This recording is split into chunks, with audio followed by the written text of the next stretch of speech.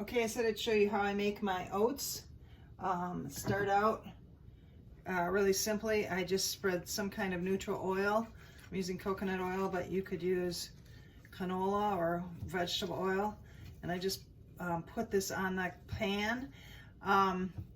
Lots of times when you buy granola, it has a lot of oil in it, but I don't like to put a lot of oil in it, of course. So then you put your oats in the pan. You can see I'm measuring it to fill the pan. And then I put a little bit of, let's see if we can move this around. Way back. I can do it in the pan. I put a little bit of, I'm going to try to measure it out for you so you can kind of see. So I did about 1/4 cup of maple syrup. That would be Brenda's maple syrup. I'm walking away here to get another about to make it a little over 1/2 cup of liquid with water. And then, see, if I was a real chef, I would have all my stuff sitting here. I'm going to add some salt. Oh, what do you know? It's right here. Because I think just a little bit of salt kind of perks up the flavor of stuff. And then I'm also going to add some cinnamon, which I just put back in the cupboard. So I'll come back to you. I'm back. I'm going to add a little bit of cinnamon. It is cinnamon, yes. Yes. And I was going to add nutmeg, but I'm not going to.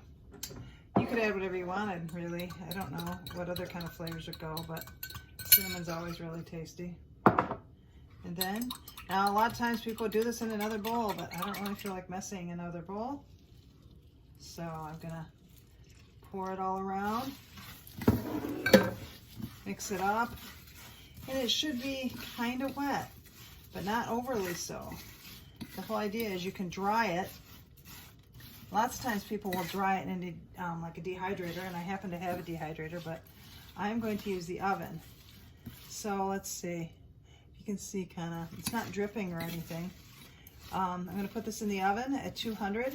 Sometimes I put the nuts in right now, and sometimes I wait and put them in later. They get a little bit too done and burnt, I think, if you put them in at the very beginning, because this will take a while. So I'm going to put it in the oven at 200 degrees, and then about every 10 minutes, I'm going to go look at it. Well, the initial check will be at about 15-20 minutes, and then about every 10 minutes. It takes about an hour. I'll stir it, and I'll come back to you at the next step.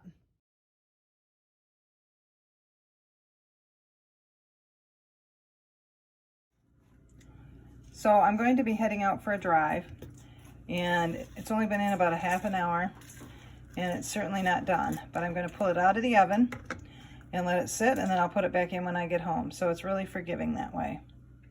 Okay, this is a very flexible recipe.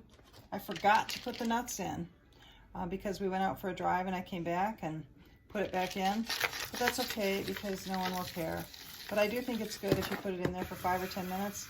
But I really think that the granola is dried enough. So I put the nuts in. Then I put in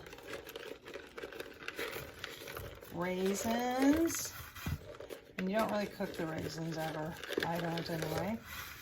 And then, since we're doing no sugar, low sugar, I am going to put these in, but I don't usually eat this stuff.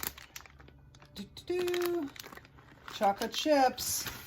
They will entice any kid who might not eat this to eat this. It's very good with some milk.